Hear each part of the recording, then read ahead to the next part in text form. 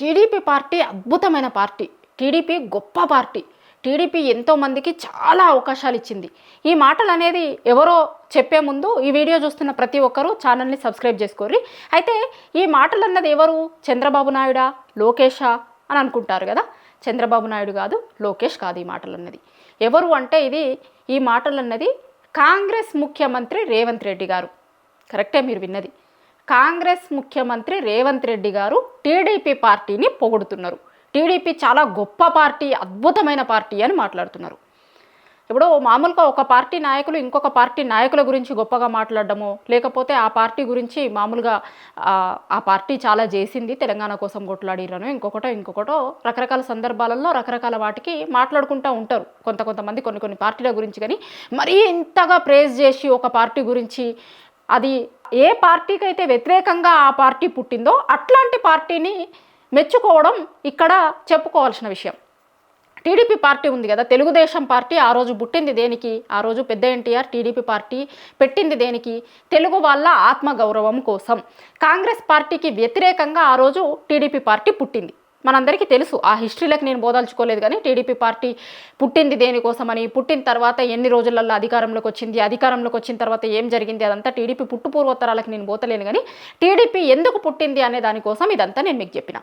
అట్లాంటి టీడీపీ, కాంగ్రెస్కి వ్యతిరేకంగా పుట్టినటువంటి పార్టీ అయిన టీడీపీ గురించి కాంగ్రెస్ పార్టీ ముఖ్యమంత్రి మాట్లాడడమే ఇక్కడ చర్చకు దారితీసింది అన్నట్టు. కాంగ్రెస్ నాయకులు దాని గురించి మాట్లాడుకుంటున్నారు. ఇప్పుడు సీఎం రేవంత్ రెడ్డి గారు సరే టీడీపీ పార్టీ నుంచి వచ్చిర్రు.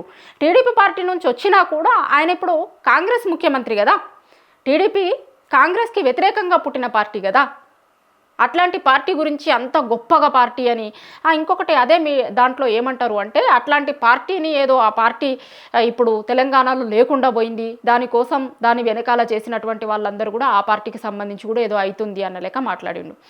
అసలు ఆ పార్టీ అనేది తెలంగాణలో రూపురేఖలు లేకుండా పోతే, నామరూపాలు లేకుండా పోతే కాంగ్రెస్ ముఖ్యమంత్రికి వచ్చిన ఇబ్బంది ఏంది, కాంగ్రెస్ ముఖ్యమంత్రికి వచ్చిన కష్టమేంది? ఇప్పుడు కాంగ్రెస్ నాయకులు అదే మాట్లాడుకుంటున్నారు.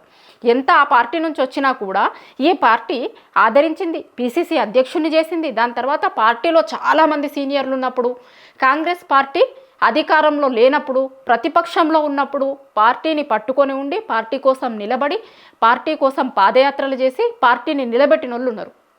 కానీ అధికారం వచ్చేసరికి వాళ్ళందరినీ కాదని కాంగ్రెస్ పార్టీలో జూనియర్ అయినటువంటి, అంటే కాంగ్రెస్ పార్టీలో జూనియర్, ఆయన రాజకీయాలలో సీనియర్ కావచ్చు, కానీ కాంగ్రెస్ పార్టీలోకి వచ్చి కొన్ని సంవత్సరాలే అయింది. ఆయన ఎప్పుడు కూడా కాంగ్రెస్ పార్టీలో పనిచేయలేదు.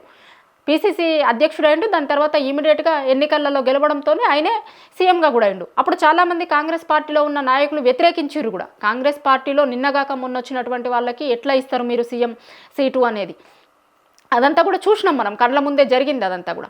సో అట్లాంటి కాంగ్రెస్ పార్టీ అన్ని అవకాశాలు ఇస్తే ఈయనే అన్నారు ఒక సందర్భంలో, రాహుల్ గాంధీ గారి దగ్గర నేను ఉద్యోగం చేస్తున్నా, కాంగ్రెస్ పార్టీలో సీఎం అనే ఉద్యోగం చేస్తున్నాను అన్నారు. మరి ఉద్యోగం ఇచ్చిన ఆ బాస్కి సంబంధించి ఉద్యోగం ఇచ్చిన పార్టీలో ఉండి ఇంకొక పార్టీ గురించి అట్లా మాట్లాడడం అనేది కరెక్ట్ అవుతుందా? ఇది కాంగ్రెస్ పార్టీ నాయకులు మాట్లాడుకుంటున్నారు. ఇది మొదటిసారి కాదు మాట్లాడడం టీడీపీ గురించి. గతంలో కూడా నేను టీడీపీ స్కూల్లో ఉన్నా, బీజేపీ కాలేజీలో చదివినా, ఇప్పుడు కాంగ్రెస్ పార్టీలో ఉద్యోగం చేస్తున్నా, ఇట్లా మాట్లాడిండు.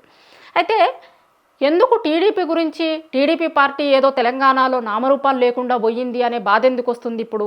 ఎందుకంటే సీఎం గారి మీద చాలా రోజుల నుంచి వాళ్ళ కాంగ్రెస్ పార్టీలో ఉన్న నాయకులే చాలామంది చెప్పుకుంటున్నారు, కాంగ్రెస్ పార్టీలో ఉన్న నాయకుడు కాదనే పుట్టు నాయకుడు కాదు. అంటే కాంగ్రెస్ పార్టీలో ఉన్న నాయకులు చాలామంది ఉన్నారు, చాలామంది సీనియర్ నాయకులు. ఇప్పుడు విహెచ్ లాంటి వాళ్ళు ఉన్నారనుకోండి, వి హనుమంతరావు లాంటి వాళ్ళు కాంగ్రెస్ పార్టీలోనే ఉన్నారు, పార్టీలోనే ఉంటున్నారు. ఈ రోజు వరకు కూడా ఆయన కాంగ్రెస్ పార్టీలో కరడు కట్టిన కార్యకర్త లెక్క అనుకుంటారు. ఆయనని పార్టీ కోసమే ఉన్నాడు. పార్టీ అధికారంలో ఉన్నప్పుడు, ప్రతిపక్షంలో ఉన్నప్పుడు, పార్టీకి చాలా కష్టకాలం వచ్చినప్పుడు, క్రైసిస్లో ఉన్నప్పుడు ఎప్పుడు కూడా ఆయన కాంగ్రెస్ పార్టీలోనే ఉన్నాడు.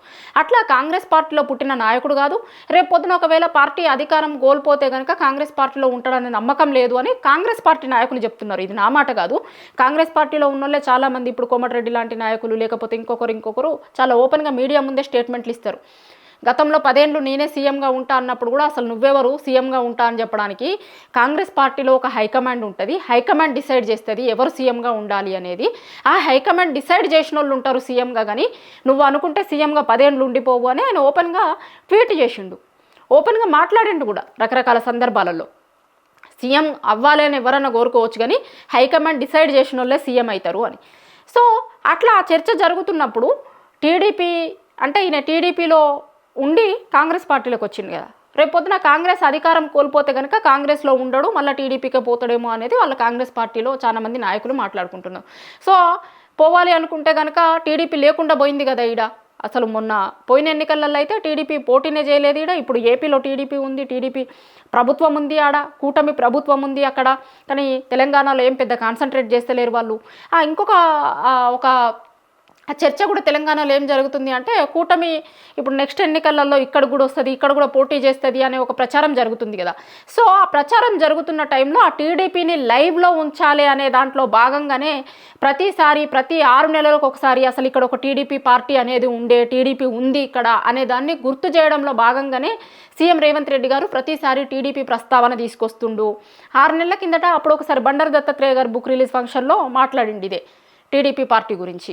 దాని తర్వాత ఇప్పుడు అంటే ప్రతి 6 నెలలకు ఒకసారి మర్చిపోయినటువంటి టీడీపీని తెలంగాణలో జనాలకి గుర్తు చేసే ప్రయత్నం సీఎం రేవంత్ రెడ్డి గారు చేస్తున్నారు అనేది కాంగ్రెస్ పార్టీలో ఉన్న నాయకులు మాట్లాడుకుంటున్నట్టు మాట. ఎందుకంటే రేపు పొద్దున ఒకవేళ ఏమైనా జరిగితే మళ్ళీ టీడీపీ ఉండాలి ఇక్కడ అని కోరుకుంటున్నారా ఆయన అనేది కూడా కాంగ్రెస్ పార్టీ నాయకులు మాట్లాడుకుంటున్నారు. ఇది మేము మాట్లాడుతుంది కాదు, చాలామంది కాంగ్రెస్ పార్టీ నాయకులు గతంలో ఈయన టీడీపీ గురించి మాట్లాడినప్పుడే మాట్లాడుకున్నారు. మళ్ళీ ఒకసారి ఇలా మాట్లాడంగానే మళ్ళీ ఒకసారి పాత రోజులను గుర్తు చేసుకుంటున్నారు.